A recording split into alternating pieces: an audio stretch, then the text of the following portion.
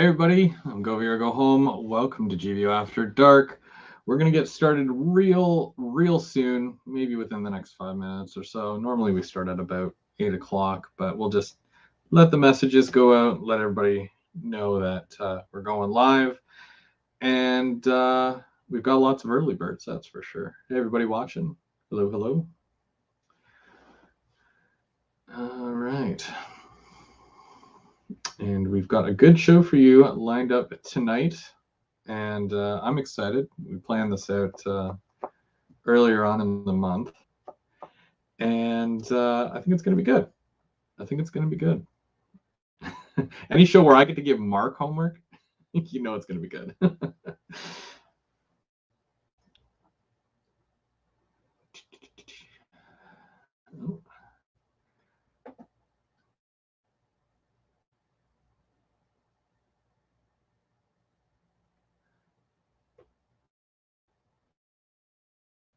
Right, so I'm just going to go up through the chat here real quick.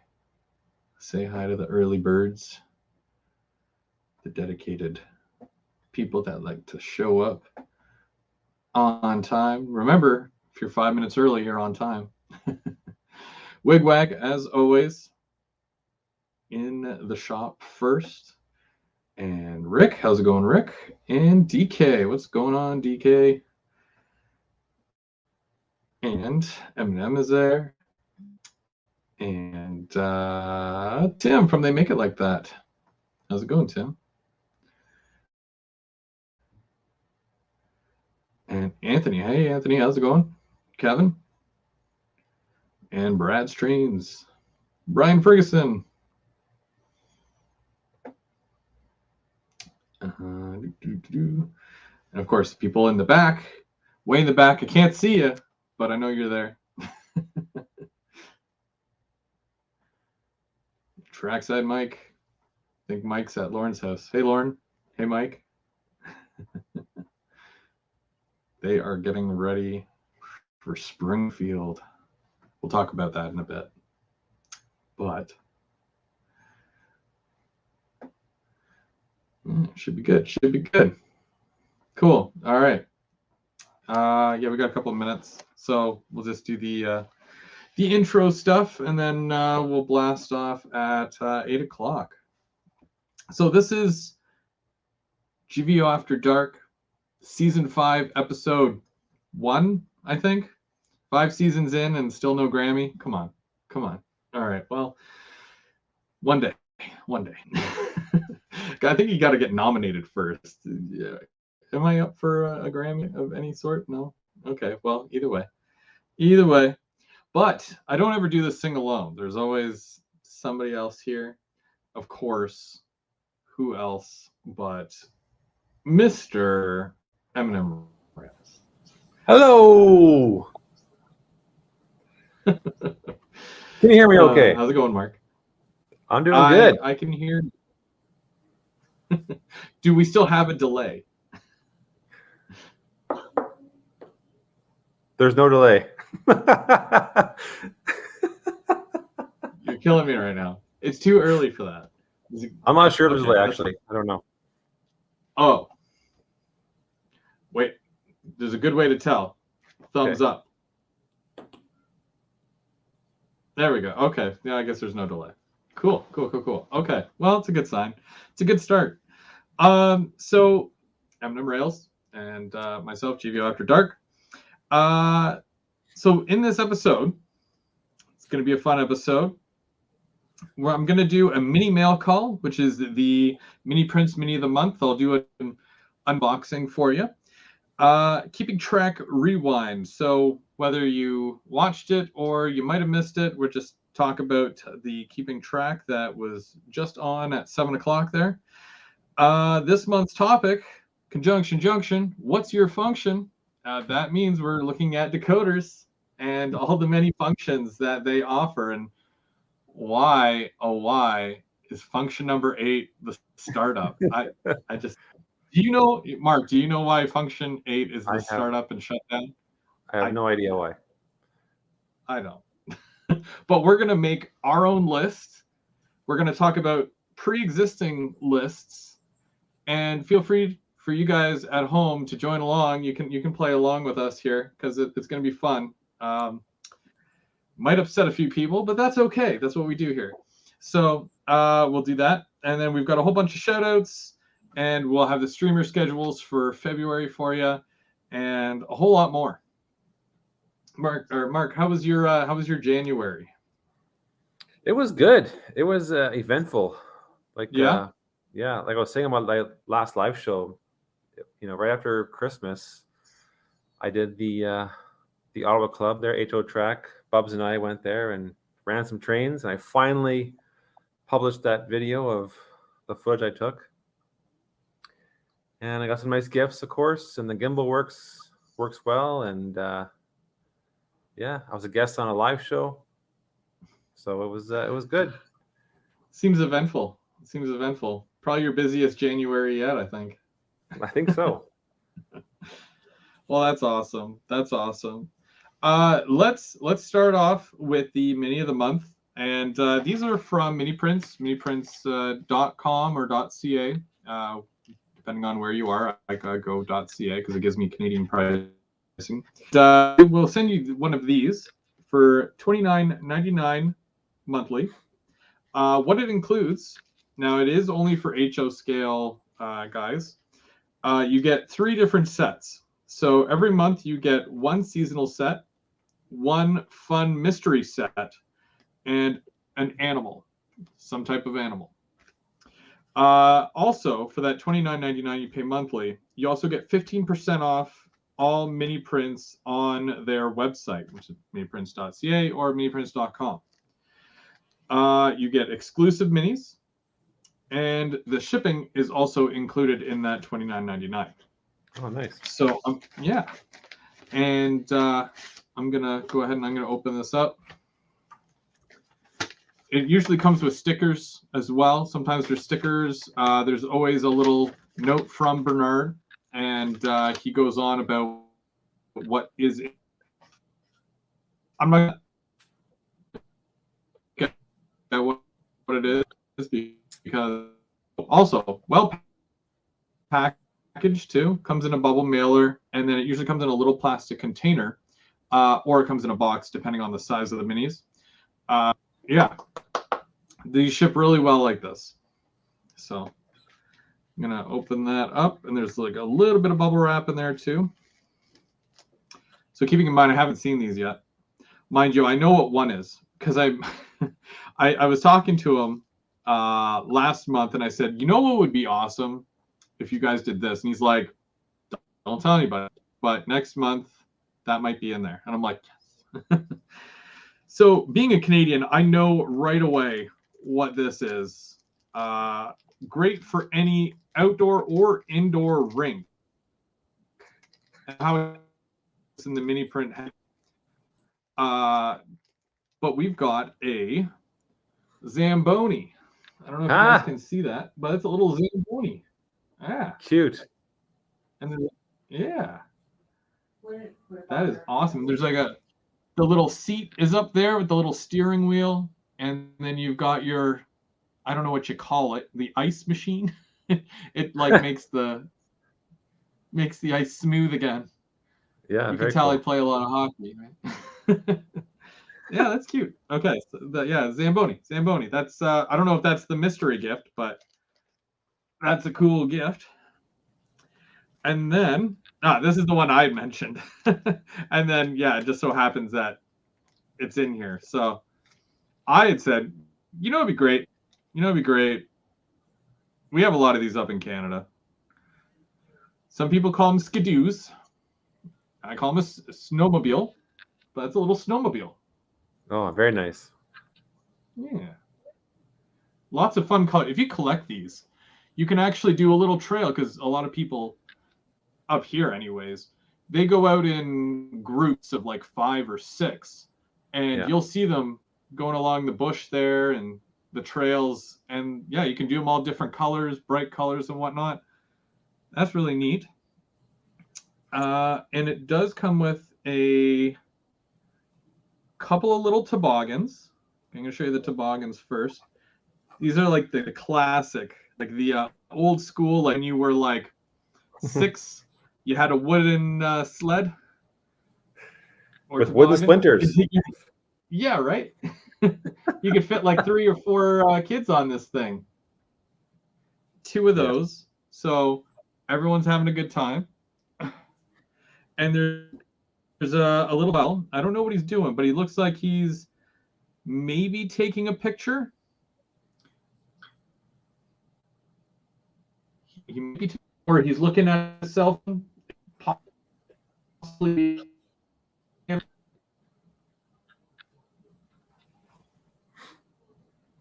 And this must be the animal. Oh, there's 2 animals here. And I'm starting to see a theme because, okay, so there's... Polar bear? Now, I don't know my dogs. Is it a polar bear? Polar bear? Almost. It's almost a polar bear. Now, I don't know dogs because I'm a cat person, but you know your dogs because you're a dog person. Yeah. What kind of dog is Beethoven? Saint Bernard? Saint Bernard. These are the ones that have the little, they take the little canteen. Yeah. I think it's a canteen. It's a little wooden canteen thing that... Yeah. And it has the little wooden thing, you know. I wish I could get closer there, but it came with 2 of those. Now that'd be fun to paint. Yes, yeah. Because they're not one color. They're like white with like copper and a little bit of black in there. Yeah. Yikes. Okay. And okay, I'm gonna put them in there so I don't lose them. And a couple of My Little Ponies. And I believe that these are the ones that pull the horse sleigh, the bigger clip-clops. I don't know what they're called, but it has the big hoofs there, and they look like they would pull a... Oh, are they something Dales? Clydesdale. Yes. I don't know what a Clydesdale is, but I've heard of a Clydesdale. Yeah. I wouldn't be able to drive down the road and be like, is that a Clydesdale? I don't know. I don't know. But yeah, you get a couple of ponies in there too. And that's great if you've got like a barn area, or if you do make a scene where, you know, you have a sleigh and maybe you have a couple taking their, they do that, I believe, in Central Park in New York, where you can take the horse and thingy. Yeah. Yeah. But that was the mini print of the month for last month. You can sign up at any time, and you can do that right on their website under subscriptions. Under subscriptions. And yeah, speaking of minis and mini prints, so on the Keeping Track that just aired, you guys got to see the conclusion of my picture frame diorama, which I have actually right here. This was very, it took me a while. I think I worked on it for at least like three or 4 months. Looks so good. I try. I mean, this is like an experiment. I'm like, I want to make a diorama out of something, you know, something that you would find around the house. And picture frame was, you know, on that list. So I'll probably try a couple of different things later on, you know, with different other different things. But this was the first attempt at that. And I mean, I had the trailer and the swimming pool and the deck and whatnot. So yeah, I'm like, I'll make a scene with what I have. It just has to make sense. And, you know, in the bush kind of deal was the best I could come up with, I guess you could say. But yeah, with the things that you learn on something like this, you can always apply that to your actual layout. Try something new, try something different. And also, it's like, it's not a huge waste of material, because if you do something small enough compared to like an actual layout that you want to look really good, you can always try your hand at something small like this, perfect that scale, and then when you go to your layout, you know, you'll do a bang up job. So that was kind of my attempt at that. Wigwag says it's a Clydesdale, and Trackside Mike says it's a Glidesdale. because they glide as they walk.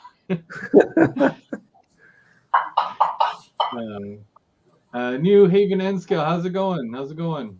Thanks for joining us.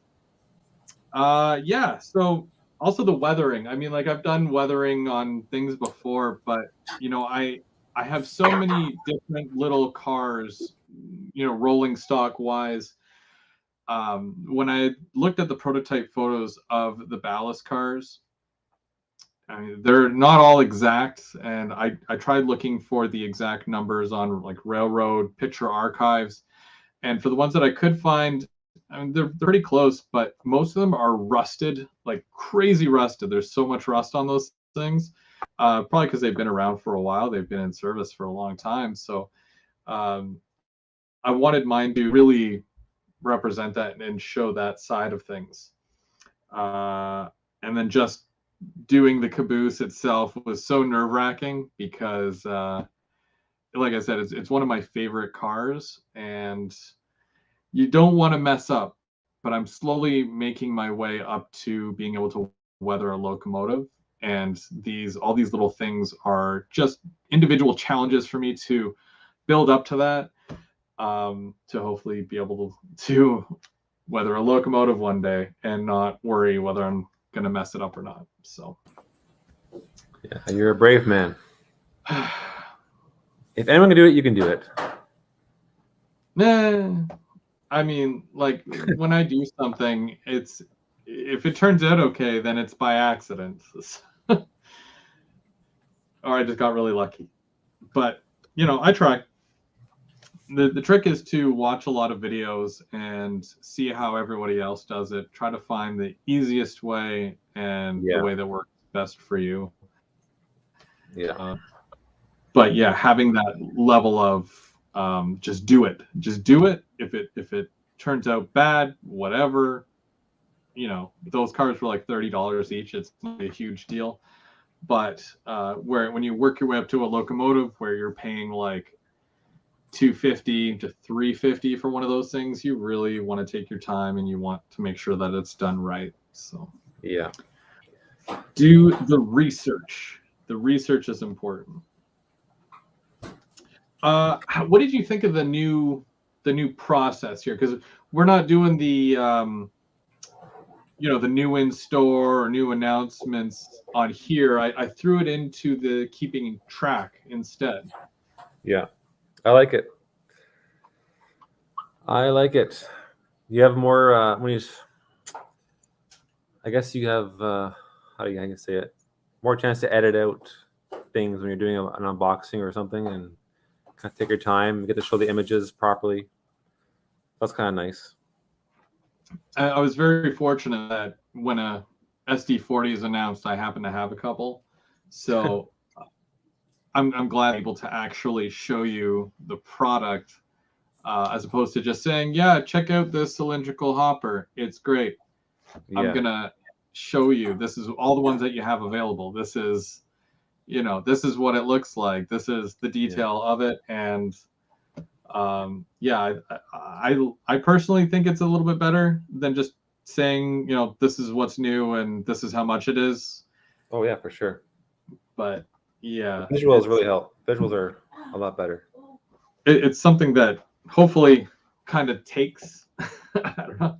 I mean, obviously, I don't get to do as many announcements, unless I, full on make it an hour-long episode. But I think I'll just pick my favorites and then pass that information on. So yeah, good idea. All right, let's talk function, because this is a big thing. There's going to be a lot of discussion here with this, and yeah. So now, depending on, actually, I'll give them the. Do you want to give them the outline of what we're going to do, what we have built, or what to write? What we discussed is that we're going to go over most of the functions available on different locomotives from different brand names, and then you and I are going to pick our top 10. Technically, functions 0 through 9. Yeah. So what we want to see on a decoder standard for every locomotive with sound. Mm-hmm. So I'm pretty excited. Yeah, it's going to be fun because I often complain. I don't like to be a complainer, but when there's certain sounds that should be on, like it should be standard on a locomotive. If it's a sound locomotive, that should be there. We'll probably write a strongly worded letter after this to all manufacturers and say, why does it not have this? See what sticks, you know? Yeah. It's bound to stick at some point, hopefully. This is how change happens. So we're going to go over, I've got some manuals from different manufacturers, Rapido, BLMI, Atlas, and Intermountain. You know, this goes for really any type of decoder. I mean, you know, I often use lock sound. I prefer buying lock sound, but this could also apply to Soundtracks or any other decoder brand. And you know, we're just gonna have fun with this, and we have lots of options too. So we're gonna pick our favorite sounds, and we're gonna build our own decoder as if we're making our own locomotive. Yeah. So, and we're gonna keep it to the top 9 because that's, I mean, we could go on. You know, we don't have all night. And some of these have up to 20 different sounds. So, I mean, taking a look at the standard. Now, I had mentioned in the opening there that F8 is always your startup and shutdown. It's also a mute in some cases where you can just kill the sound. I have no idea why it's always function 8. It just happens to be function 8. Same thing with 0. When you hit function 0, it's always, you know, turn on the headlight. Yeah. Yeah. The standard ones, which you'll often hear, F1, bell, F2, horn, but then it goes into very strange. And do I call them strange? I don't know, but like most locomotives will have things like a flange squeal. Depending on the brand, you'll have drive hold, Doppler horn, which is the sound of the locomotive passing. Yeah. An option like F7 I feel like that should be like way higher up in the list, you know. Kind of, I mean, it's not always necessary. Usually when you're driving your trains, do you normally have your headlight on? When I think about it, yes. What about your ditch lights? No. No. But when you're again, I don't really think about it. When you're at the club, when Mark is at the club, that sounds weird to say. When you're at the club and you're driving your locomotive, yeah, and your headlight is on, and a locomotive is coming towards you, do you dim your headlight? Is that a thing? That's a thing. It's a real thing. I do not do that. Okay, but it is a thing. So you'll have things like class lights and marker lights, which seem to become more of a standard as far as newer locomotives. Most of the Bowsers have classification lights. You know, press it once for green, press it twice, it turns to yellow or white, and then press it again, it turns red, and then press it again, it turns off. So it's a 4-press function overall. These are things that we'll take into account as well when we're building our own decoder, or our own file. A roof strobe light. Not every locomotive has something like that, but if you do choose strobe light, it's because the locomotive that you're building, it has a strobe light for some reason on top, which you do own the B something, the B45. Or is it B45 or B26? B26. Yeah, B26, I think. And that has a strobe on the top. Emergency light, which some of our locomotives do have. Rear backup light just seems, I mean, it should, if your headlight is on and you hit reverse, it should just automatically kick on. Yeah. Head end power, spinner valve, step lights, tracking inspection lights, number board lights, air compressor. I mean, when I look at things like that, I almost feel like some of these things should come on automatically. And so in some cases they do, but you're able to individually power them off, which is good because if you don't want some of those on for whatever reason, at least the higher functions, which are out of the way, you can go in and literally do that. Yeah. And that's just something for, Rapido. That's a basic Rapido passenger train. Also, they do add like lots of other hidden sounds and whatnot that in some cases, some might classify them as silly or, not needed. Yeah, they're harmless though.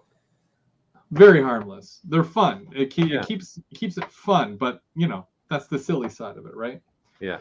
But would I rather have station announcements for a passenger train than a silly sound?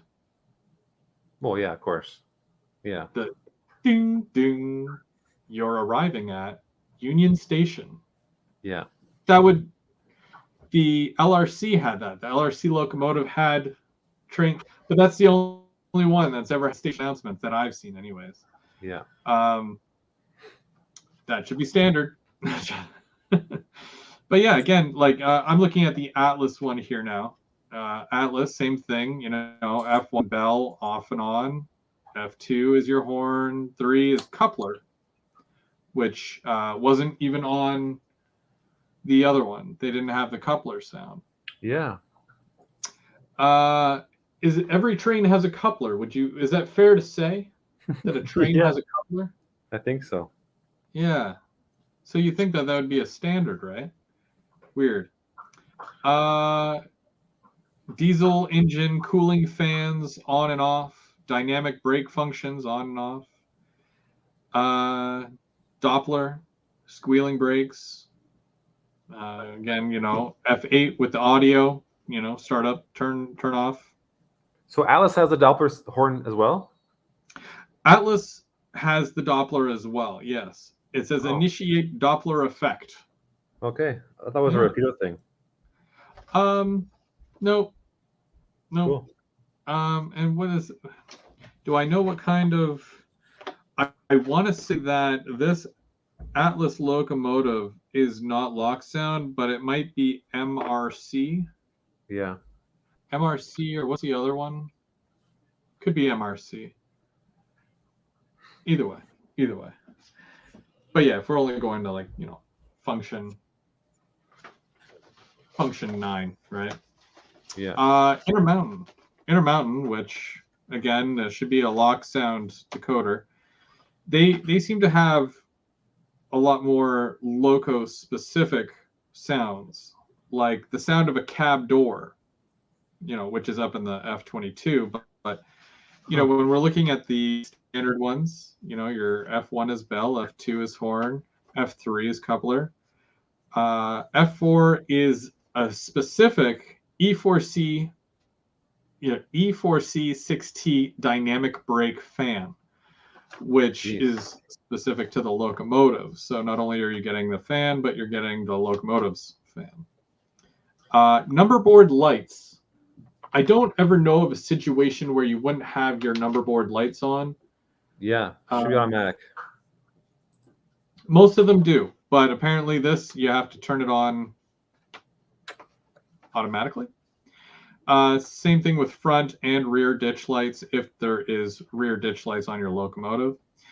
Dimmers for something. Dimmer, it just says dimmer, so it's probably headlight.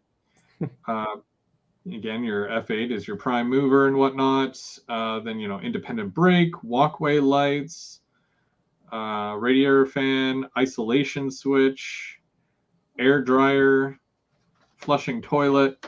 I mean, there's a little bit of everything here. But how many of these are we actually using? No kidding. Hey, what's the Rapido one has a xenon light? What's that? So how there's the headlight, how there's three lights. Yeah. There's the top two, which are your headlights, or I think it's top one is headlight, next one is something, and then the bottom one is your, I think it's xenon. I know it starts with an X. I don't know if excuse me. does it, because it really depends on like this is not an F40. This is from the F59. But I'm sure the F40 has a xenon light to it. But that's not the one I grabbed, unfortunately. But and then just I grabbed my F40 card, and it has a xenon light on it. So F40. Yeah. What number is that? This is F10. F10. Now, I'm not sure of the parameters of that. I'm sure if Bubs was in the chat, he'd say, "Oh yeah, the xenon light." Yeah, I know. That's that's when you do this. I mean, I'm okay with the headlights, but. And this turns out it has a slow Doppler horn and a fast Doppler horn, which would have been nice to know when I was running my F40 on the weekend. But yeah, the long and the short.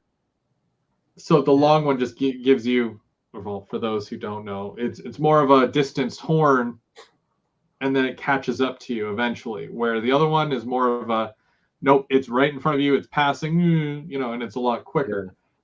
I think it's a 7-second versus a 3-second sound. Yeah, I'm not sure of the exact. But. And then looking at the Broadway Limited. 0 front light, rear light, diesel horn, diesel bell, coupler slack, compressor. Compressors are quite often on some of these locomotives. It really depends on the actual locomotive itself, though. But we're going to have a bit of a looser feel to our list. It's not going to be overly specific, because when you say, okay, well, it has to be this era, this, and it's just like, really? Can't we just make a standard? Same thing with the bell and the horn, like everyone loves a Nathan Kale A5 or whatever. And, it's fine, but, no one really, we're not really breaking it down that much. Yeah. And again, volume, F8, turning it off or turning it on. If anybody in the chat knows why F8 does that, it's just one of those things where is it necessary? Why is it number 8? I don't know. So do you have a favorite sound? I really like the Doppler horn. I used it quite a bit when I was running the train at the club. And it's just, it's a fun one. It's great when you're filming. It adds that level of, when you do a clip of the, and it just drives by the camera. Yeah, it's a good one for sure. I always forget the pattern that they have to do, like what is it, like long, short, long, or something? Oh, the horn? Yeah. When you're crossing a road, is it long, short, long, or short, long, short, long? I don't know. I think it's one. So it's short, long. I think it's short, long. I don't know. I might be wrong, but someone tell us. There's so many little things that So the Doppler one is just one button, and it goes to the pattern. No. Yeah, that's my favorite. That's your favorite. I don't know if I have a favorite, but if I do, it's probably the coupler clank. It might be a tie between coupler clank and wheel flange, that squeal, because being trackside, you hear that consistently for the entire duration that the train is going through. And I think that even if you added a couple of, like, if your train is long enough and you have a couple of sound cars, and even if it was just that ching ching ching ching ching ching and the squeal of the flange, if that's the only sounds it made, it would add next level realism to your actual experience. We'll call it an experience. But yeah, and a coupler clank, especially if you're working a yard and you're constantly, switching out cars. Yeah, it might get annoying pressing that button every 5 seconds and then moving on to the next one. And yeah, I don't know. It adds realism. People look for proto realism all the time. And how can I make this more realistic? Well, coupler clank. So, Yeah. uh, I still can't believe, like, do people actually dim their light for when they run the train? it's a thing. It's a thing. It's a thing. Yeah. I know real trains do it, but do actually, like, do modelers do that when they're running their train, their model? I don't, but that's just me, right? Like, I leave the headlight on. I don't dim it just because another train is coming towards. It's not like you're gonna blind somebody in there. You know what I mean? Like, I'm gonna crash. But I don't know. But Sidetracks loves the brake squeal, which it's right up there with the flange, I think. When it comes to having things roll, and if you're going through a yard, yeah, definitely. And Fred likes cab or crew chatter, and he's referencing one of the sounds that come on a Tsunami 2 decoder, or as I like to call them, the Toonami. So I've heard that before, and you don't have to press a button for that. Actually, if you just leave the locomotive on the tracks and there's sound, already going to it, you can hear, like, it'll sound like a hammer hitting metal. Yes. It's like ching, ching, ching. Yeah, that's right. And yeah, there's a bunch of other little, like, radio stuff, radio chatter and whatnot, which is great. It definitely does add, it definitely adds next level to your experience for sure. Yeah. Yeah. Why do you think some of these are so important? Is there, like, Why they're important? when we look at it? Yeah. Like, let's say something like the sound of a fan. How important can something like that be? Well, like you said, for those who want to be so prototypical, like the real thing, they want to dim their lights and have all the sounds and all the bells and whistles, literally. So I guess that's important, but and they want the exact horn and the exact bell that goes with the model. But for me, I couldn't tell you which. Like, again, Bob's is really good at that, but I couldn't tell you what kind of horn goes with the CN GP38 and whatever. Yeah, there's guys out there that collect horns. Never mind. So yeah, I don't know. That's true. But yeah, with certain things, like, and we'll use the Aurora as the SD60F that just came out. The fans actually rotate. To press a button and have the fans rotate and make the sound at the same time instead of it being two separate functions, something like that blows my mind, because you're physically seeing it and hearing it, which, again, if you're looking at the real world stuff, right, kind of like when you see the locomotive moving along the tracks, when you hear that flange and you hear that squeal or that coupler clank, again, it adds that level of realism, and it's just like, oh, kid in a candy store. And yeah, it's just certain things like that are important, but not everything. I think some of them, the way that I did my list. Now, you haven't built your list yet, and we're going to share our lists after we talk about it. Yeah. But I find that a lot of these functions would function better if you push one button and it does like 2-3 things, opposed to it being one button for this, one button for this, one button for this. Yeah. I don't know. It's just how I picture it working. But yeah, it depends, I guess. There's Bubs. Hey, Bubs. He's a professional.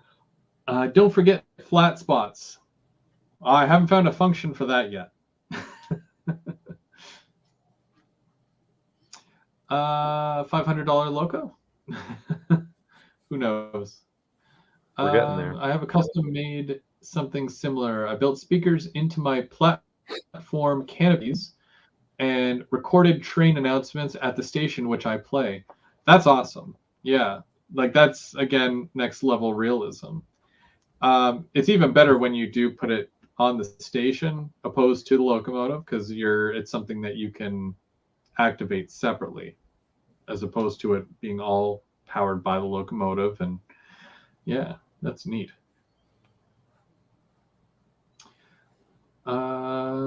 Yeah, and you can take sound files. I've heard of people actually, taking their phone or a better recording device and actually recording it with that and then transferring the file or the sound file over to JMRI or the lock programmer and then uploading that onto their locomotive. Yeah. You can use the advanced sound control in JMRI to autoplay bell and horn when loco starts running. That's true. There's actually a gentleman, and he has a YouTube channel, and I might get the name of it wrong. For that, I'm going to apologize in advance. Penn Central 99, I think. Yeah. If anybody knows who I'm talking about. Do you know who I'm talking about? I do, yeah. In the bright green on the black? Yeah? Okay. Yeah. So he did a thing one time, and I think I might have mentioned it at some point, where he programmed one of his locomotives, where when you start going a certain speed, let's say you make it to speed step 5, the bell starts going ding, ding, ding. And then as soon as you turn up the knob to about, let's say 10, because then you're actually going at that point, the bell will stop. And it also works in reverse, where let's say if you're at 20, you come down to 10, the bell starts again. And then you're coming into the station, you get down to 3 or 2, and the bell stops. Cool. So, yeah, just breaking it down like that, having that, I mean, that's another type of automation. I know we already touched on that, but that's still in the decoder, so I can always reference it. And it's, yeah. It's all good. But, okay, so let's talk about where certain sounds could be or should be placed opposed to what they currently are now.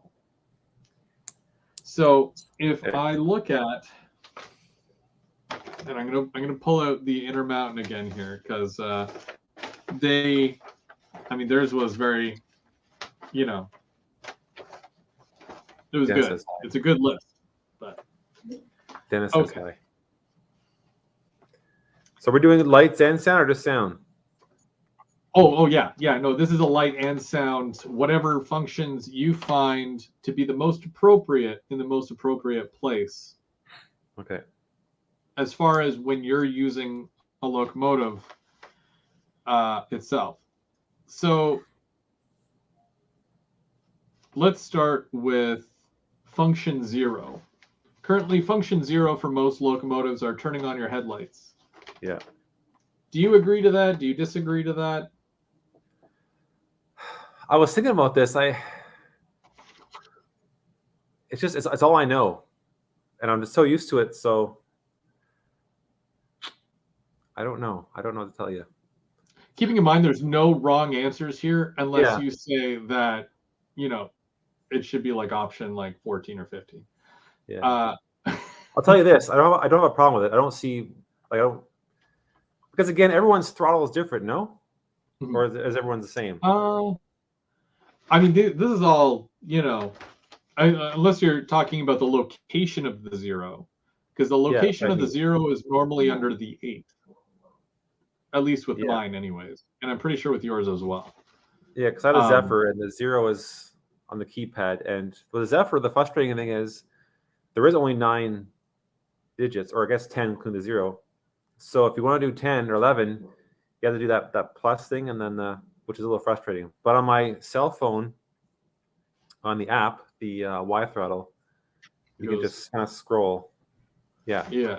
It's 2, 2, 2, and 2. Yeah. So having a headlight at F0 is not a big deal. But like you said, I think it should be you put the locomotive on the track and the light turns on. So let's have, to turn the light off, you have to go down to like F20 or something. See, we're thinking the same thing here, because that's a waste of a button right there. Yeah. 0 is a waste of a button. When do you run a train without the lights on? That's the highlight of my day. That's my experience right there. Let's turn on that light. Let's turn on every single light possible. It's Christmas, but every Christmas light is like white, unless it's a classification light, which at that point, green or whatever. But you power up a locomotive. So let's say, for example, not even any function here. Okay. You press power, you start up your locomotive, whatever function that's going to be, your startup. What comes on first? Definitely headlight. Mm-hmm. Maybe not xenon, but headlight. Mm-hmm. Number boards. And I like ditch lights, but I think ditch lights have a purpose, don't they? Or are they always on? Well, there's ditch lights, but then there's rock lights. But I mean, that's when you're, going through the mountains and whatnot. But okay. Yeah, I mean, you'll see that on a BC rail, but will you see that on an F40? No. Yeah. So we'll just call them ditch lights and then headlights. But most locomotives now, by Canadian standard, has to have ditch lights equipped. It's not like it used to be where the headlight was enough. Okay. Ditch lights are mandatory. So they're always on. I don't know how it is in the States, but because I'm thinking if a prototypical train always has headlight and ditch lights on, and the number boards lights are on, then that should be always on. And if you want them off to save power, to afraid to burn them out or whatever, then it should be a button, not between 0 and 9, but way down the list, or a CV value 20, to turn something it off. like that. Yeah, or even because if the whole dimming the headlight, if that's still a thing, and if you really want to do it, then you're gonna have to fish for it, and you're gonna go whatever F15 to dim your headlight. Otherwise, it's on. Yeah. Or dim or turn off, but you're still pressing F15. Whatever. Let's not waste 0 here. You know what I mean? Okay. But yeah, I totally agree with you. I couldn't agree with you more. Okay. So then, what's F0 going to be? You tell me, because we've just freed up F0 to do whatever you want with it. I'm trying to think. I can't. You know what? I have right here in front of me. What am I thinking about? I'm trying to get the Y throttle. What's the very first button? Is it 0? Must be 0 on the Y throttle, right? Let me see. Well, depending on which way you're going, it's technically 1, 2, 3, and it's in 3, and then 3, 6, 9, and then 0 is right below the 8. Can you see that? Oh, yeah. Or the glare? So it's in 2, but does it go 1, 2, 3, 4, 5, 6? Yeah. Oh no, it says light. Doesn't say F0, it says light. So technically on the Y throttle, F0 is first. So I think I would make I think it's the most important sound. I think a short horn, boop boop, just for 0. Yeah. Okay, short horn 0. That's what I'm putting down here. Short horn. Short horn. And we'll go over yours first. We'll build yours because I've already built mine. Mine, we're gonna get strongly worded letters about mine, but it's fine. It's fine. I'm a big boy. It's fine. Okay, so 0. I use a short horn all the time. I use a short horn when I'm just by myself, if I'm doing a live show, if I am at the club, I find it useful. I always kind of joke if I pass another train, another guy at the club, I'll just go boop boop, say hello, kind of, or to warn them, like because at the club, as you know, as Bubs knows, it can get pretty busy, and when you're in the zone at an industry and you're operating, you don't see trains coming. Yeah, not really aware. So I give her a friendly little boop boop. Here I come. Mm-hmm. It's kind of like a passive aggressive way of Also, saying, they have get out of my way. So What's that that? helps as well. Well, because that layout has tunnels as well, and I think you're supposed to sound the horn as you're entering and exiting or something, the tunnel. I can't remember. Or when you're midway through. I don't know. But yeah, like F-Zero, short horn. Now, is that a multi-function where you can hold it down to get your long horn, or is that a completely separate thing? Yes, I like that. Yes. I think this isn't something car horn. You hold your car horn down when you're driving. Mark. Hey, there's Chris. Boop boop. Hey, Chris. Oh, Chris is my way. Yeah. Oh, yeah. I make the most noise, I think. And I think it's worse because I'll usually be in a small space, so I make way more noise. So, but either way. So that takes us to function 1. Function 1 for Mark. Mark, what is the next thing you like to play with on your train? So I'm going to say bell because, again, the bell is good for coming into passenger stations or when you're in reverse. Mm-hmm. Mm-hmm. I find the bell super annoying because it's usually loud and it's a long time. But so I'll just have it on for a bit, and then when I get tired, I take it off. But the short horn and the bell I use a lot, so I like those handy. Mm-hmm. And then, so that was 1. What about 2? Function 2 again. I like the, but I'm not sure. I think I would prefer the fast Doppler horn. So the 2 long, short, long to indicate you're crossing a roadway. Mm-hmm. So I'm gonna put Doppler horn. I'm not sure what's better because I should have tested it. Now, is there a specific method to your how you're building this? Is this based off of what buttons you use the most, or frequency? Frequency. It's function frequency. Okay. Yeah, I sure. see. Okay. Yeah. No, that makes total sense. Absolutely. Yeah. Yeah. And if not, we'll get letters. What else we got here? You know what? Honestly, other than that, I don't use anything else. Huh. So, okay, let's go. I like coupler clank. I don't use it just because I can't multifunction. Mm-hmm. And this is beside me at the buttons. We're on 3 right now, right? This is 3? Yeah. So I'm going to keep my dog at the zoomies. I'm going to keep F3 as coupler clank. Okay. Because that is a nice feature. And I do use it sometimes. I use it when I'm shooting video. When you're building your train and then... Yeah. Yeah. So I like that for coupler clank. And we agreed that when it powers on, the lights come on. Headlights, number board, ditch lights. Okay. The Doppler. We're going to go back to the Doppler for a second. Okay. Because a part of me, and it's a very small part, and it might not affect everybody, it might not affect everybody's locomotive. I think it might just be my F40s. But whenever I hit a trouble spot on my layout, it automatically activates my Doppler, and I get so annoyed. Really? It's like the loco will stop, and then it starts moving again slowly, and it's like, and I'm like, but it just stopped, and now it's going again. That's not even a thing, that's not real. And yeah, so anyways, sorry, that was my moment. I had a moment. It was good. So yeah, function 4 for you. Function 4.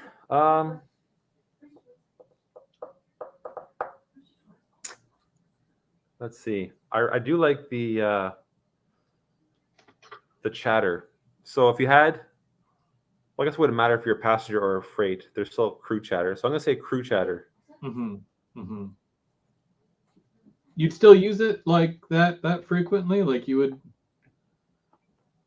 Well, definitely my top 9. I might move it down, but. Mm-hmm.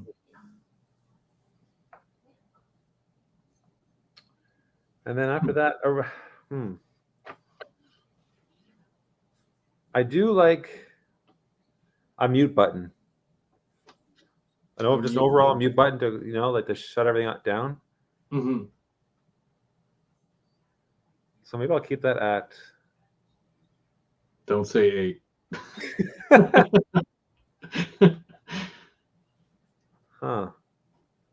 I wonder if F0 could be mute. That way it would be like, just would be a known thing. F0 is mute.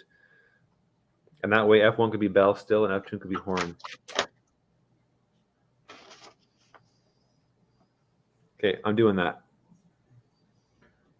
Wigwag says that one of his favorite is the crew chatter. Yeah.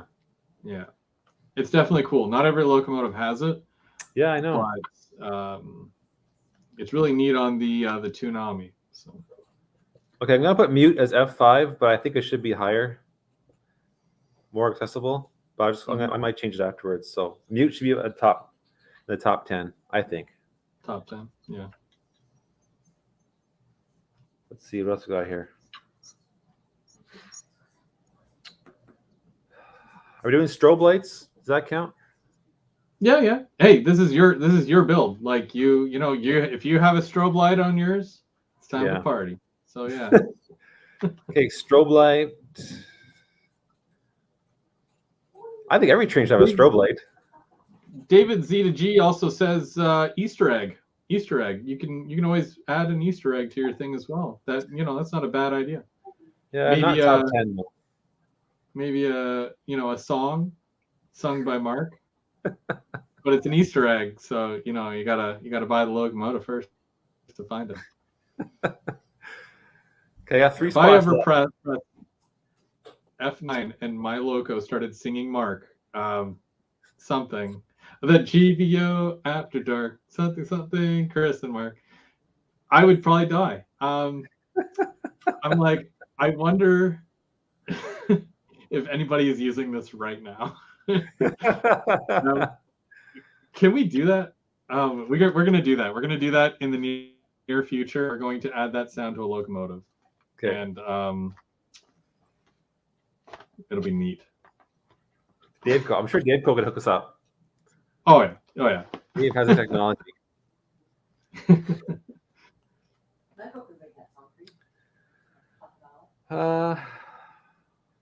What's I always forget switching mode. You know what that means? Switching mode. Yeah.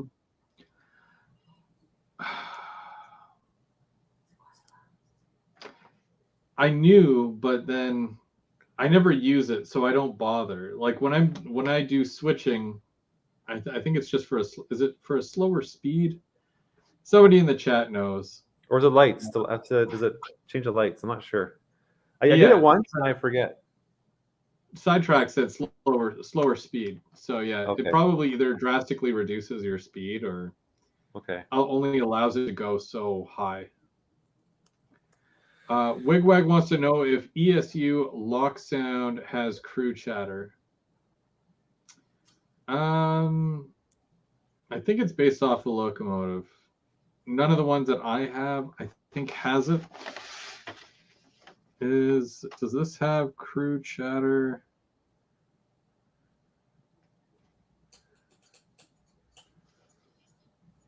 No, this has, the closest thing is a cab door closing.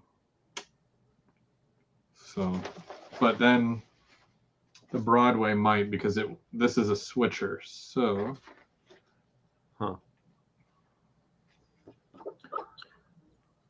lumber background sounds. I don't know what that is.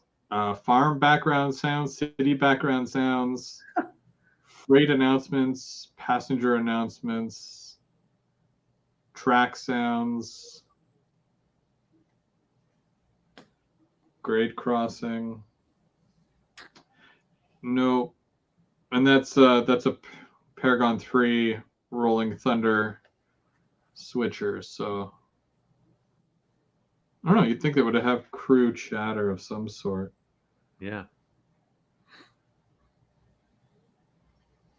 Radio sounds? Possibly. F-17 radio sounds. I'll have to check that out. Especially lumber background sounds. I have no idea what a lumber background sound would be. Maybe a chainsaw or something, but I don't know. That's weird. All right. So now we are at function. What are we at? Function 5. You said that you wanted to make is your mute button. Yeah, and then a strobe light for F6, and I have 3 left, and I don't know. So I do like the station announcements, which I know is really only for passenger, but you do use a lot of passenger. Yeah.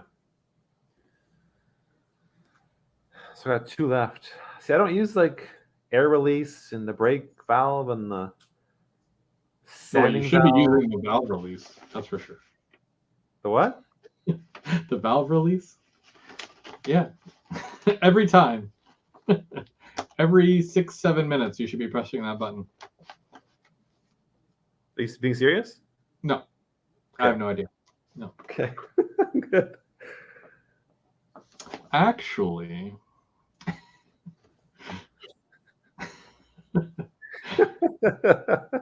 every 5 minutes now at the club. Everybody's like, what are you doing? Gas release or whatever it was. What was it? The sanding valve sounds. Air release. Pop air release. Sounds. Air release, guys. That's why I'm not allowed to come. I mean, hey, Mark, don't forget the air release, man. Oh, Mike says, "What's the all aboard function? All aboard is that tacky? All aboard? Not if you have a steam locomotive. Yeah. But then we get into the specifics again, right? Yeah, I know. But I think that would be a really good. Also, the chuffing sound, but that again, that should be something that's standard sound. You're moving, it goes, so. Exactly, yeah. But yeah, that all aboard, that I would mix that in with station announcements. Yeah. Yeah. Right. I mean, I've seen Harry Potter once or twice. I know what happens at train stations. So, but okay, I'm gonna put in the what's it called? Wheel flange. Wheel flange. Yeah. Wheel squeak. Yep. The same thing. Mm-hmm.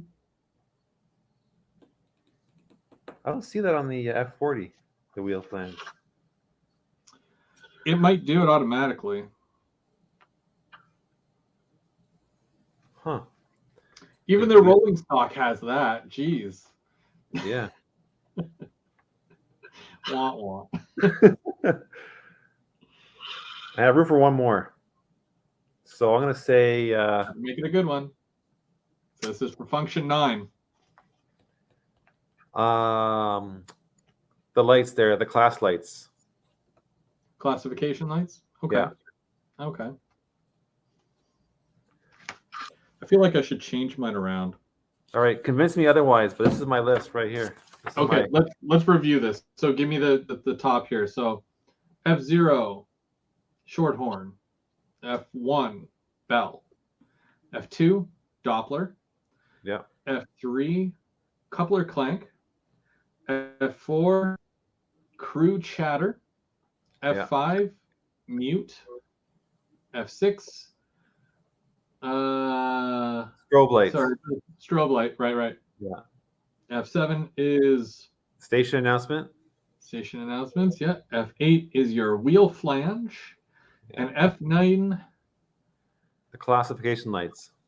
Classification lights. Okay. All right. Convince me otherwise. Okay. You ready for this? You ready for this doozy? This dumpster fire here. Okay, so that's why this is not going to work. Okay, so we'll start with 0 Okay. because okay. This is my. I'll give you my thought process for this overall. I do this in order of how I operate my locomotive. Okay. I press F0 to start up the locomotive, right?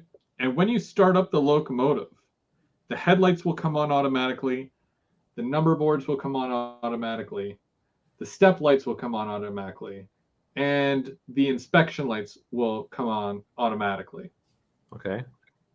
When you hit 0 again, it kills all the lights and you go into shutdown mode. Okay. I think that's very, like, it covers all the bases in one button. Again, I have no idea why, you have to press 10 buttons to do, 2 things. But anyways, Yeah. F0 will do all that and you're good to go right out the bat, right? Or, function 1, I'm going to keep it as bell. Okay. Because when you go to take off, hit your bell, ding, ding, ding, ding, ding. And then you do your horn for F2. Okay. I like the option of holding it to do a longer horn. Yeah. Now this is where things get messy. Overall, just straight up messy. For a lot of locomotives that do have the Doppler, which every single one should have the Doppler sound. Oh no, sorry, this coupler. Why did I move that? See, I put Doppler as 3, but I'm kind of thinking coupler clank should be 3. I wish I could change that. It's too late now. So I put Doppler as 3 because you're already moving, and that's whatever. And then 4 is coupler clank because every locomotive should have coupler clank. I think it's very important. It's great for when you're switching. Not every locomotive has it for some reason, which blows my mind. I like the option of having or not having ditch lights. So I put them as 5. So why is that? Off with option 5. Very standard for most. Why is what? Why do I have it as option 5? Why would you ever turn the ditch lights off, but not the headlights? Just curious. I don't know. I mean, like, if I had my way, 0 would turn on the ditch lights as well. But I thought it was overkill to have every single light come on with 0. I want some kind of, well, what if you have it in a consist, right? I'd have my lead locomotive with the ditch lights, but I wouldn't have my second or my mid train with or if there's a train at the back, I wouldn't have the ditch lights on those. So I want to be able to turn it on independently or turn it off independently. That's my thought with, option 5. But that could be like an F12 option or F15. You're wasting your top 10 for to turn the lights off? Okay, all right, keep going. Again, I'm going to get letters, so it's fine. I prepared myself for this. I do like having my classification lights as option 6. Okay. But again, multi-purpose, right? You press it once, green, press it once again, white, and then red, and then off. It does its own thing. It sells itself. I don't have to do anything with it. For some stupid reason, I put drive hold as option 7. And what does that do? Remind me? Well, on the F40s that we have, how you can basically, you have your locomotive sound going, and then you push. I think they have it as F4, and then you turn up your speed. The locomotive doesn't go, but you hear the engine go. Oh. And it sounds like it's doing that whole thing, and then Okay. And then option 8, this goes way back to when we were talking about having a function, but a sound to go with the function. So in the option of 8, if your locomotive is lucky enough to have rotating fans, if you press F8 to activate said fans, you better hope it's making a fan sound as well. Exactly. I can't follow the locomotive around going ooh, it just, that's it's the sound of the fan. I don't know. My impersonation of a fan was terrible, but still, yes, that track's got it. Rev it up and go. So, and then I saved the best for option 9. This is a given. It's a freight train or a passenger train. You're either going to have crew chatter or station announcements. And I think that's something that we can all agree on. Yeah. Only for the fact that, we're either using a freight or a passenger, and you either want some sort of fun sound or something a little bit more to add. Everything else has perfectly good function to it.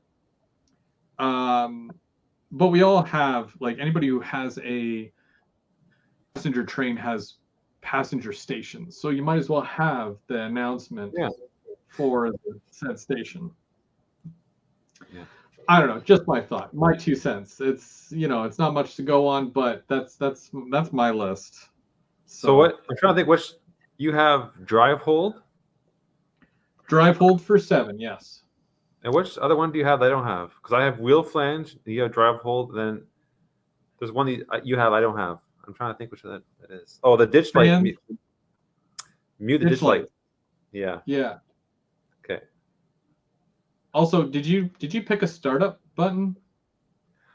Well, again, pardon my ignorance, but when I put my train on the track, it starts up. Doesn't yours? It depends who used it last.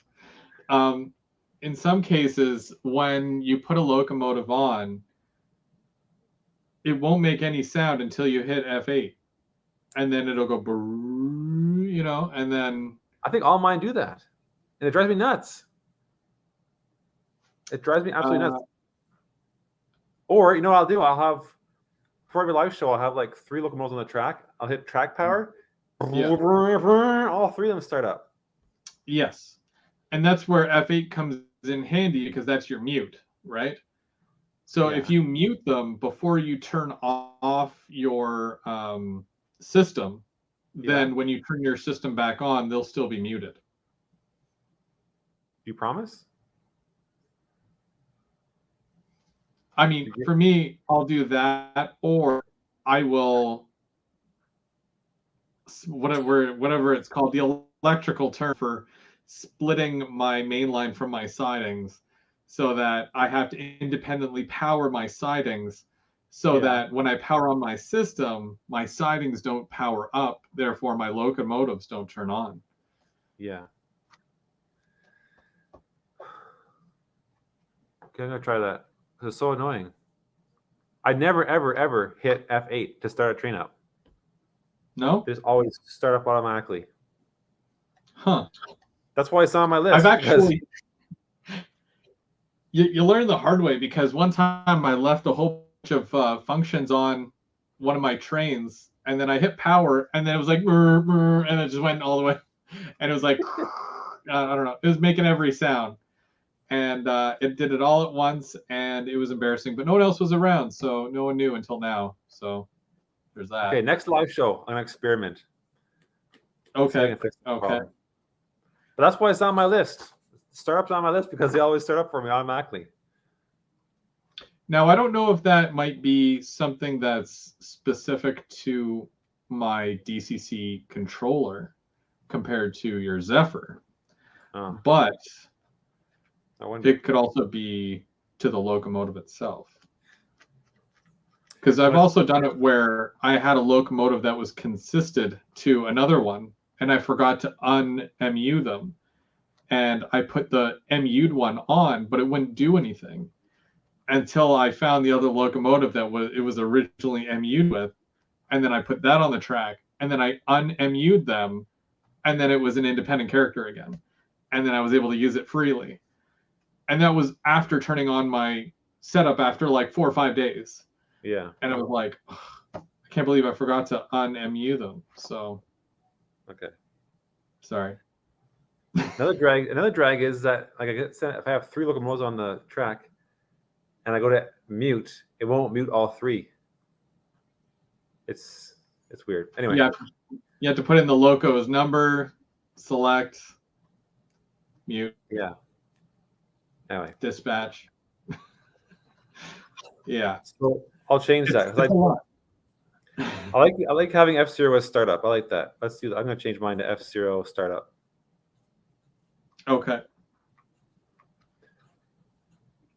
I mean, is it wrong to use it in the method to which you're, because technically that only goes so far with mine because, 0 startup, bell 1, horn 2. Technically, if you really want to get to it, you're going to either have your lights on or lights off. So you could always do ditch lights as 1, classification lights as 2, then bell, horn, coupler, clank, Doppler, even drive hold should be really early on in there. But these are all like just ones that I would use personally. And you use drive hold all the time? Only when I want to hear the kittens purr. That's really, eh? Yeah. It makes for great videos. You just hear it rumbling, and it's I don't know. I think it sounds cool. Okay. Maybe I'm just being silly, but it does sound cool. Yeah. Sidetrack says that startup sequence is da bomb, quote unquote. And yes, and the funny thing is that every locomotive, well, unless you have 2 locomotives that are the exact same, everyone sounds different, which is great because they're actually taking the sounds from different locomotives. Yeah. And some of them sound like they're really like me trying to get my lawnmower started, like but it does go through and it does work. So also coming in 2024 is going to be function 25 on the next locomotive that comes out. Yeah, they're going to take the recording and they'll put that on there for you. Is that a sick horse? What is that? No, it's just Chris.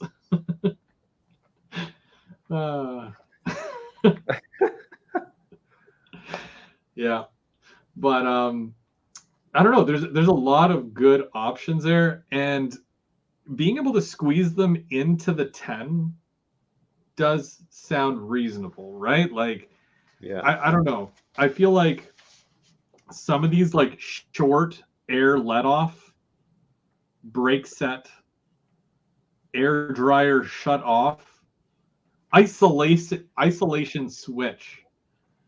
Like this seems like the manual for the actual locomotive, not the model. And manual notch up, manual notch down.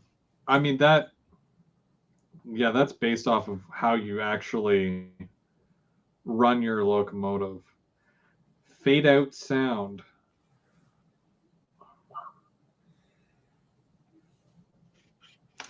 Yeah, I don't know. And yet some of these don't have like the toilet flushing sound, so who knows?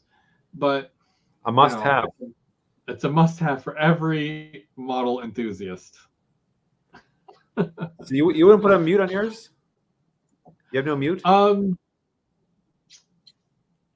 I mean, I wouldn't really classify it as a mute, but with my startup being 0, you could make 0 a startup, mute, and shut down. But I'm already worried that the startup plus the headlights, ditch lights, function lights, strobe lights, you're already asking a lot of the locomotive. But I think that, I mean, why are we muting it in the first place? Why do we because you can run it without doing the startup. You don't need to do the startup. The startup is just the startup of the sound. On yours, you have to though. I mean, right now, yeah, like when I hit power and I choose my locomotive, if I don't hit F8, which is the normal startup, you just turn the knob and it'll go. So it's technically muted. You're just, hitting mute is the quickest way to just say, nope, no sound, you're done. But if you hit whatever, the startup, it'll do the startup sequence and then the motor going. So you don't necessarily need a mute button unless it's like a kill switch. Yeah, but so for your wish list though, F0 is a startup and makes the sound lights come on. Mm-hmm. So if you hit F0 again, all lights go off and the sound goes off. Is that right? It's not a perfect system, but yeah, that's what I put here. Yes. I told you, people are going to write letters. I mean, you could do it as a 3-button function where it's, but that's stupid, right? Because you got startup, you're going to mute it, but then you're going to turn off the already muted sound. I know there's flaws in the system. That's why I don't do that, right? Hold F1, F2 together, hit F3 3 times, then F0. Up, down, right, select, start. It's the old Nintendo codes. And you know what? It'll play a pivotal role when they come up with this function list. Never. How do I unlock that Chris sound again? How do I unlock that Chris sound? Up, down, down.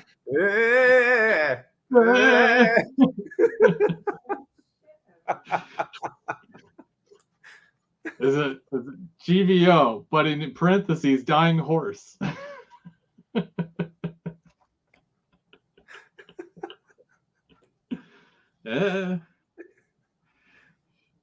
Oh, cool. Fan sound. Whoo, whoo.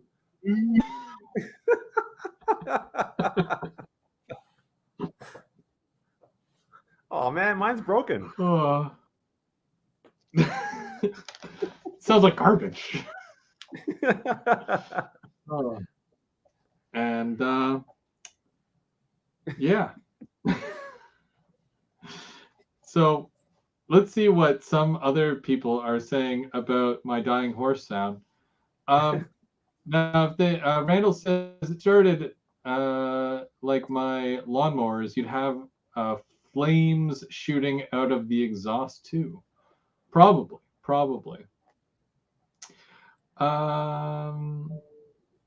Dennis says that he adjusted his sound levels. He'd be deaf if he didn't do that. I find that with some locomotives, they're way louder than others. And depending, and I think that with the F40s. Now, did you get any of the wrapped ones? Yeah. I have the Kool-Aid and I have the 40th anniversary, I think. But have you ever played the Kool-Aid and played the Renaissance that you have side by side, or one and then the other? No, I should though.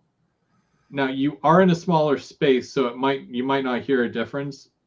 So next time you come over, I'm going to play them both for you, and then you can be like, "Why is that one so much more quiet?" And I'm not going to tell you which one is way more quiet. I'm going to let you guess, because that's what friends are for. But yeah, some locomotives are just aggressively quieter than others, and then I don't know if it's based off the manufacturer, based off the decoder, or even the speaker that's installed, because they're not all the same. Not always, anyways. Sidetracks wants to know if I'm getting a Rapido GE44 toner. I've seen those, and they don't seem attractive to me. I don't. I mean, it's neat. I'm not really a fan, though. I didn't see any familiar road names with that model. Usually, you can tell within 7 seconds if you're going to get the locomotive or not. And I knew within 2 seconds. I looked at it, I was like, no, I'm good. Yeah. Does it come in via? No. Yeah, exactly.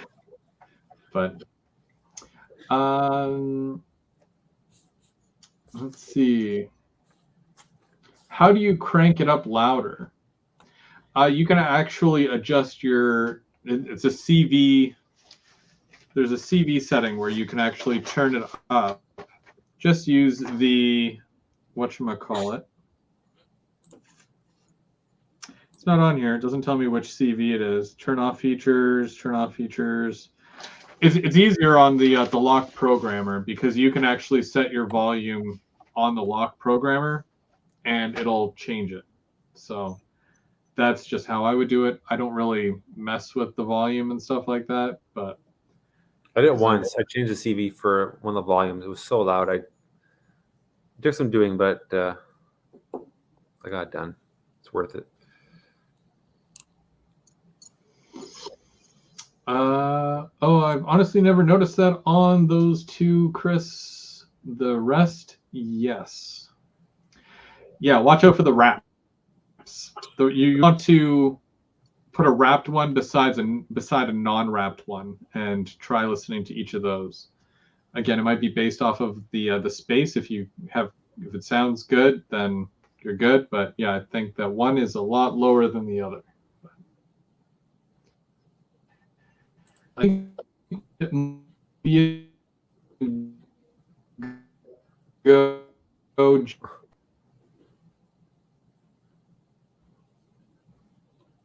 Now, for those who are, if you guys have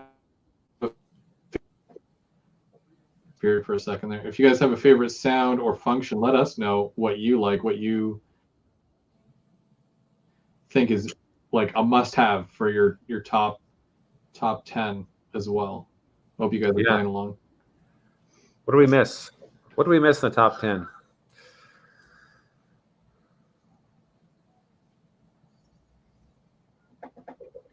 I just grabbed two. I grabbed a Rapido and an Atlas. I couldn't find another one close by, but what's a emergency horn? I forget what that one that is. Emergency horn. Oh yeah, the emergency horn is like a horn, but it's more of a. You want me to do it, don't you? It would help. Yeah. It's very loud, but it's a constant like. Kind of like it's just very long and like I feel like it's high pitched, but yeah. I'll try it out later. Yeah, on the live show. My next live show.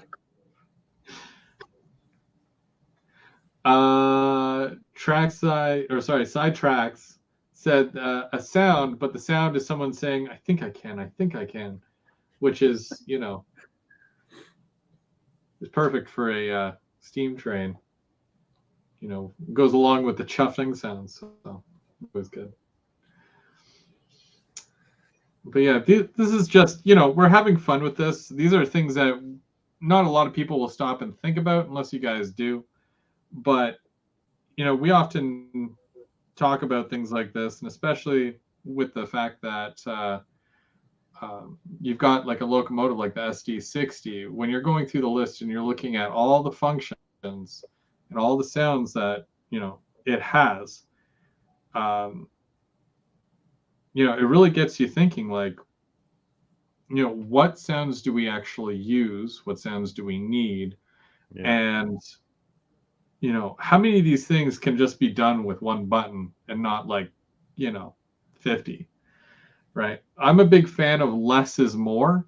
So if I push one button and it does like, 4 or 5 things, then that's 4 or 5 things that I don't have to also do on top of what I'm already doing. So yeah. Can you with the CVs, can you like a radio in a car, can you have presets? Can you choose, okay, I want F1 to do this, I want F2 to do this? Or is it just you have to do what the manufacturer says? You know what I mean? It allows you to do certain things where you can, let's say if there's 5 different bells, you can change the CV value to preset bell. Yeah. Yeah. Same thing with the horn. But you can't change the order though. You can't change the order, right? No. You can do that with the lock programmer, where you can say, okay, well, I want this to be here, this to be here. But I'm not sure if that would be building your own decoder at that point and just taking the sound files and creating a whole one. Like, you can't take a pre-existing one and just hit the shuffle button like on an iPod. Yeah. But that'd be interesting. But yeah, every function, because again, with lights and whatnot, most of the decoders themselves, you have to read the decoder board as, okay, so function 1 technically reads your ditch lights or whatever. Yeah. And whatever that is attached to. So it only allows you to have so many functions. Yeah, of course. Andrew or Sor CN Haggard says, you can change the order. It's called function mapping. Appoint the pain in the butt. The typo. Yeah. Yeah. You never want to get paint in your butt. So. But yeah, well, is that changing pre-existing or just uploading a full new file? Because I know you can build one and then upload that over what you already have, but I'm not sure if you can just take your pre-existing and switch them around. Yeah. Either way, I probably wouldn't do it. It sounds like too much work. Yeah, I feel like I do more damage than good at that point. Sidetrack says that there's NMRA standards to consider too, because if you don't do what they say. Also, what would be cool is on where was it here? Like on the Y throttle. Nope. So you can see how. You can see it there. Anyway, this says light instead of F0. So it'd be cool if you called it up and it said light, bell, horn. I think Dave has that on his. I think you can program it with a JMRI. I think it'll say like short horn, long horn. I'm trying to think. I ran Dave's train once and it had that. That's a nice feature. Then there's no unless you're Bubs, you memorize them all. But my little cheat sheet here. But right on the throttle, it says, "This is the horn. This is the short horn. This is the drive hold, whatever." That's a nice feature. Yeah. Oh yeah. Dan's Model Railroading says, "Wish I knew how to program electronics.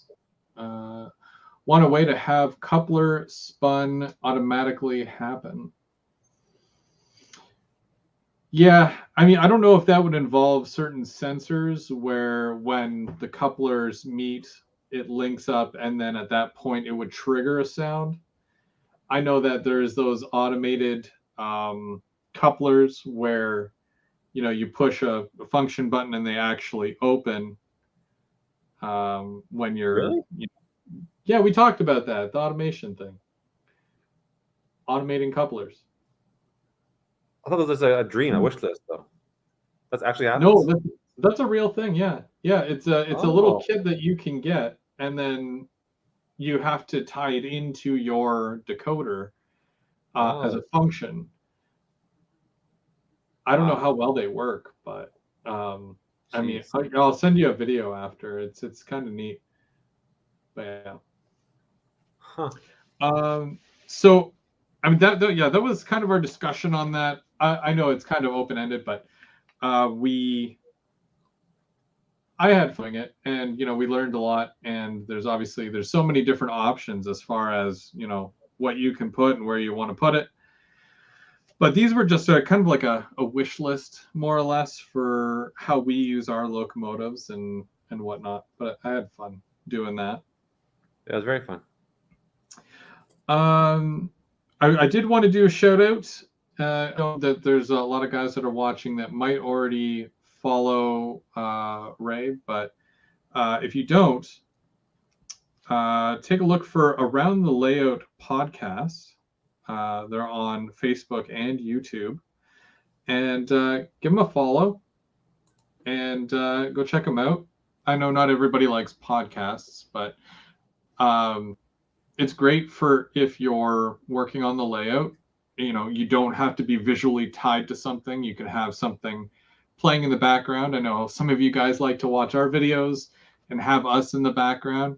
Mark was nice enough to add the link there. So if you guys want to subscribe, follow Around the Layout, and let them know we sent you. And we promise you have a good time.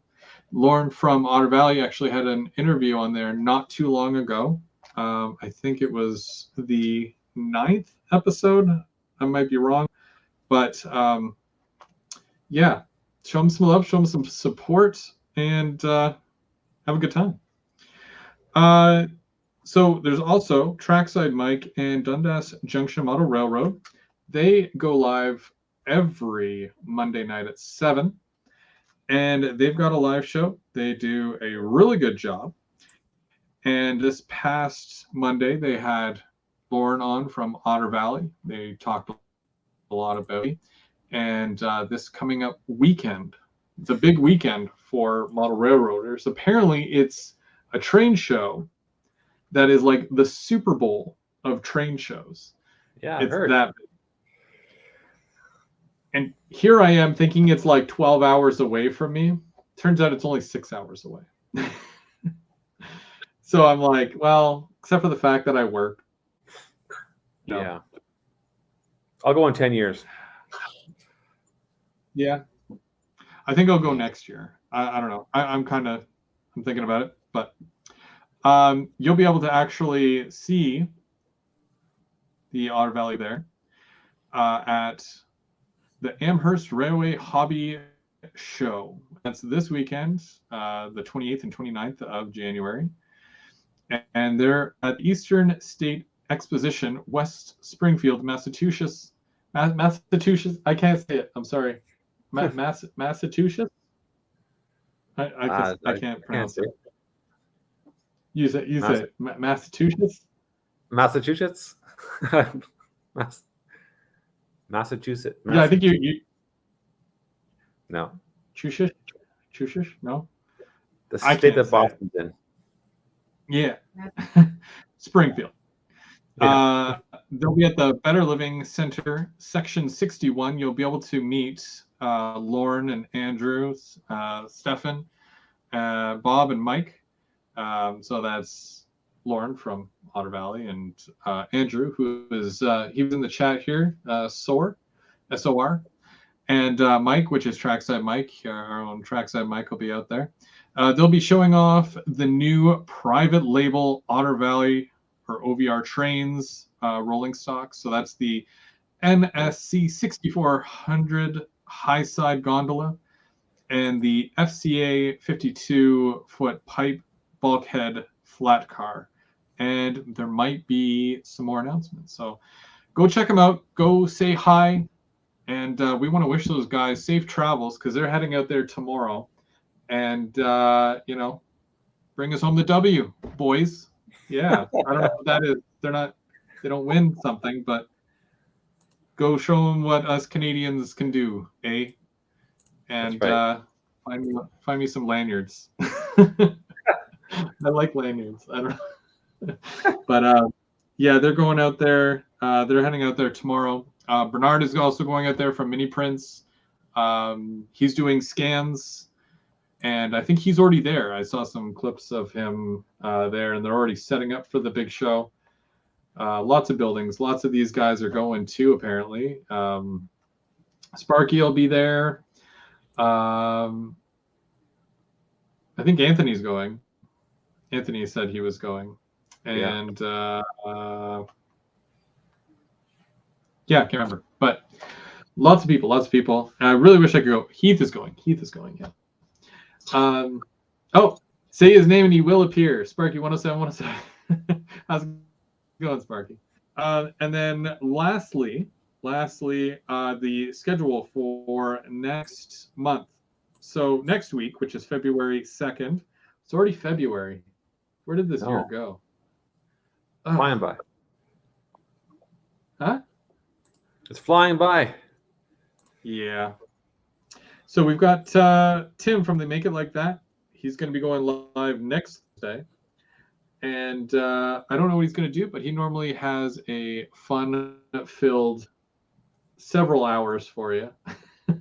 He likes to go for like 2 to 3 hours or so working on. He has like a million projects, so lots for him to do. Plus, he has a new house, so a new studio, and hopefully we can get a better look of the studio this time around.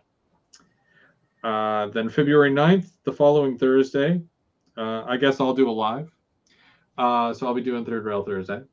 And the following week, which is February 18th, Mr. Eminem Rails, he'll be going live, and he's going to make some more function sounds for us. And That's right. You know, he's going to compare his the Valentine's Day on the 18th. Show us some love with those F40s, yeah. I'm putting my calendar right now. So you're putting it in your calendar? Yeah. Oh, I thought we already knew. Okay, no, it's fine. It's fine. But then we'll be back February 23rd for another episode of Keeping Track and GVO After Dark, which we won't talk about functions. We'll talk about something else. But we're not there yet, so I don't know. Other than that, did you have anything else, Mark? I just wanted to say that I love my wife. What else want to say? She's listening in. I saw for those 21 people who saw my short today, I apologize. I did a quick little promo for tonight. 21 views. I'm telling you, these shorts are so fickle. But my birthday surprise, over 1,000 views. So I gotta be honest. I gotta come clean with you. I watched that video 18 times. And Wigwag still beat me to it. Either way. I don't get how shorts work. I don't get it. I guess because I put a song. I don't know. Maybe the song helped. Anyway. So.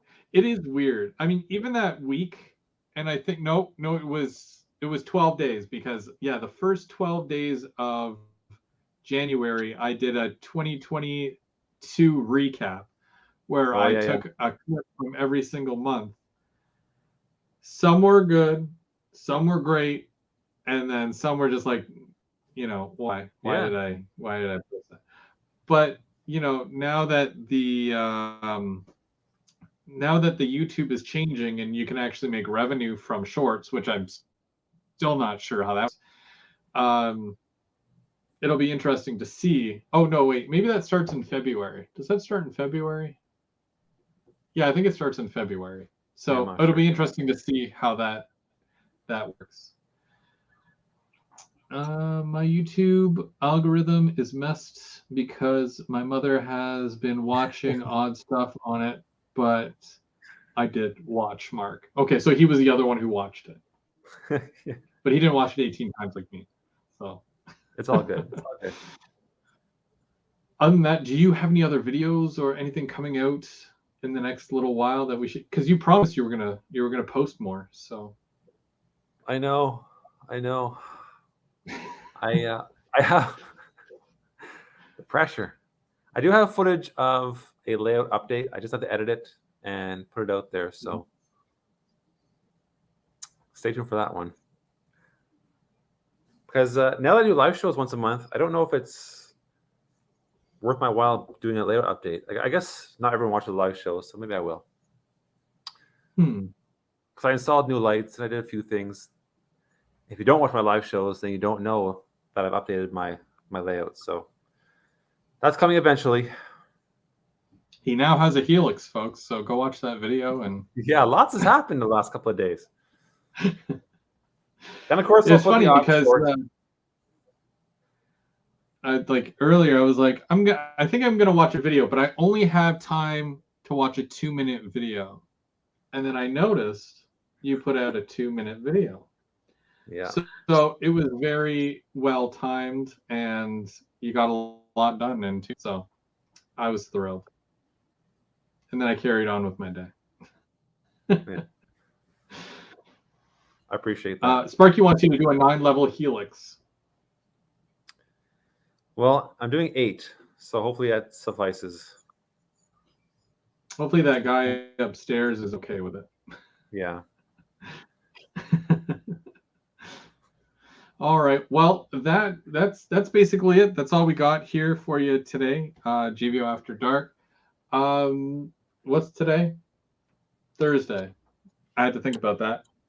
Thursday. So I'll see you guys on Sunday for the Sunday brunch build. Got a couple of projects that I'm working on, and I'm staring at it right now, and I'm like, okay, that seems like a good idea.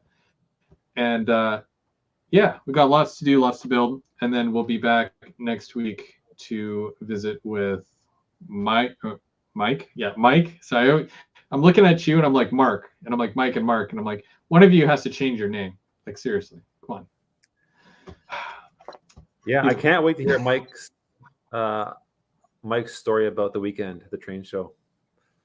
Yeah. Although I think it might actually be on James's channel this week. Okay. Might be. Either or. It's on one of them. Obviously. They crack me up, those two. Yeah, they're great. Other than that, we'll see you guys next week over on Tim's channel. They make it like that. And thank you for joining. Thank you for watching, keeping track, and GVO After Dark. As always, Mark, you're I